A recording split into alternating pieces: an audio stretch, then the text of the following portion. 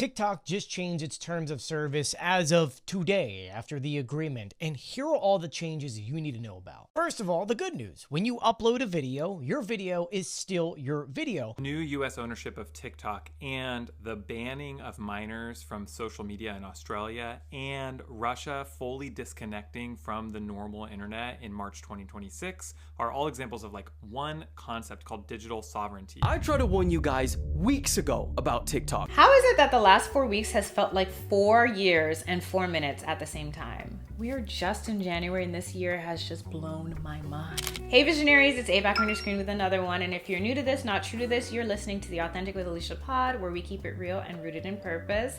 I am so excited to share this video essay with you to wrap up this month's theme of Through the Looking Glass. And if you want more, you can head over to Patreon, where we've got 4 audio pods this month. I'm using this little tool today that we all have as a symbol, as a metaphor of what we take in as a reflection of ourselves. Caribbean people are the most indirect / direct / vague / not vague group of people in the whole world. I've got 3 major keys to relate to authenticity, the first of which is what we choose to see on this screen.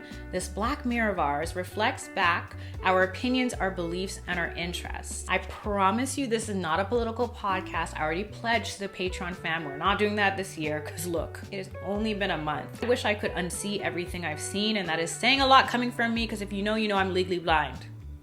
All I will say is that it is shocking to me how we can all see the same thing, the same scenario through our screens and see it differently. And if that doesn't say something about perspective and the perception that we have, I don't know what does. The thing about life is we never come in with a blank slate. We're coming in with our personalities, our perspectives, our thoughts and our beliefs that have been built up over the years based off of things that we've been taught as children, we've come to know through schooling. I feel like I'm saying a lot without saying too much, that it stuns me that people can see something and then still comment as if they didn't just see what they saw, or even be unfazed by some of the things that are happening in real time. We're living in a time of blurred reality where some things look so real, but they're not. I'm looking at you, Sora. We talked about you a month or 2 ago over on Patreon. Or things are so shocking and jarring that we don't believe them to be true, but unfortunately they are. What in the Twilight Zone is happening? And without speaking on anything specifically,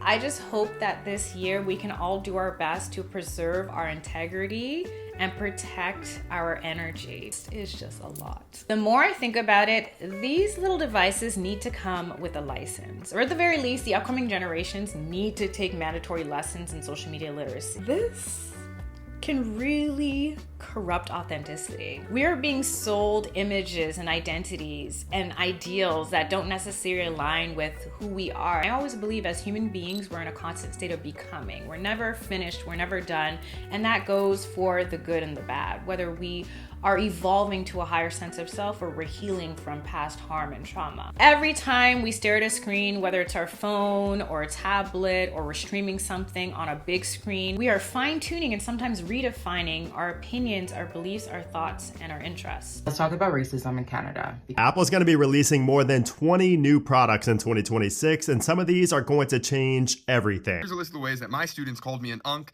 this week.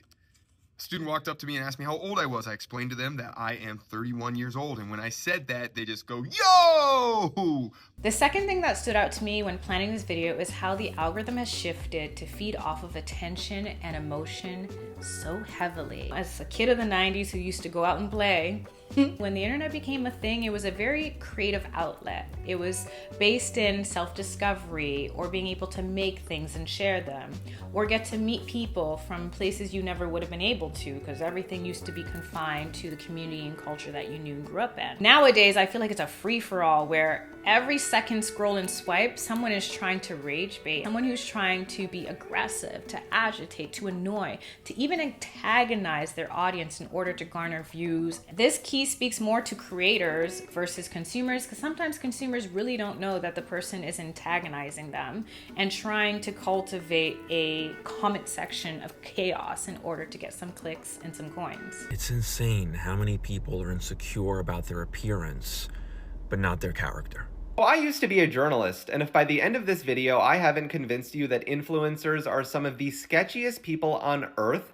I will run outside in this New York City blizzard in my underwear. I have to start cutting off people with limiting beliefs. I don't want you around me. I don't want you around me. Everyone's talking about summer 16 as a season to look back on because a decade ago was a long time, but not a long time at the same time. Back then, social media was something that you could actually go to get a relief and escape. Whereas nowadays, I'm seeing things that I feel like I have no business seeing, or I just don't have the capacity to take in such a high capacity. I have nothing but respect for all certified whimsical skedaddlers because this is serious business. This is serious business, you know. Don't take the dolphin kicks for jokes. This is what I knew niggas from the States are different, right? So I'm in a club in New York. Let me preface by saying I'm from Toronto, Canada. We whine our ways. We're cultured. Even people that aren't black, people that can't whine, at least they're gonna be an up and down bubbler. I mean, that's what we do. So I'm at the party and they're playing Crocodile Teeth. My man's there just... I'm like, that's a little wild. These States niggas be daggering. That's their shit, just daggering. I'm an egg. You think I'm fresh just because I look clean? Wrong. Drop me in water. I sink, I'm alive. I float, I'm done. Test me before I ruin your breakfast. From the shady storytellers to the scammers who try to get you into gambling circles and health hacks. Maybe it's time to take a break and reassess the strategy before continuing. That's not what gamblers do, ChatGPT. Give me another pick. Is Drake selling addiction dressed up as entertainment, or is he actually exposing the dark side of gambling? Athletic greens? What about it? I'm asking what you want to get sued with this podcast.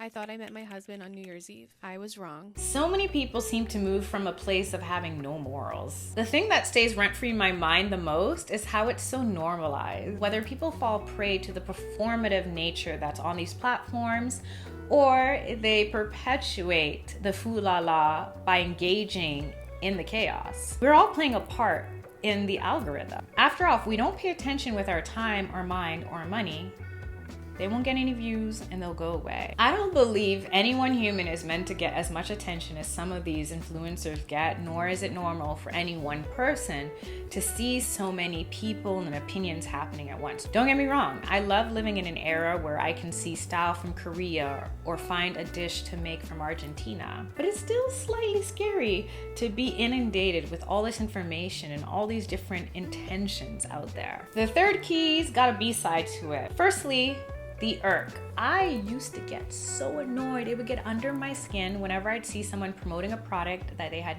no idea about, didn't even know what the name of it was, or it was so good because it was an incentivized review. As someone who started YouTube back in 2011 doing curly hair product reviews, spending a lot of my own money, might I add, I've always kept it real, even when things are sent to me. It matters more to me that I can sleep at night with my integrity than if I'm to sell a product that doesn't actually work well for me. And it used to annoy me to no end that people had no shame saying something about a product or service that simply wasn't true. And then one day I realized that it's all part of the process. Sometimes we gotta learn the hard way. And I've learned personally myself, if someone can't see past the inauthenticity of this post, or they want to spend this much money on repeatedly buying the same product that doesn't work for them, let that be their journey. Cycling back to the second major key, we can't get so worked up and involved in the emotional game of it all. I might not get irked anymore. I've learned to mind the business that pays me,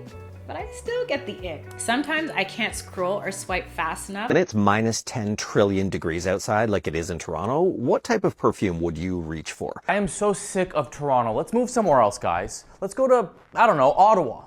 No, it's boring. Oh, well, how about Vancouver? I don't like fentanyl. Oh yeah, fentanyl.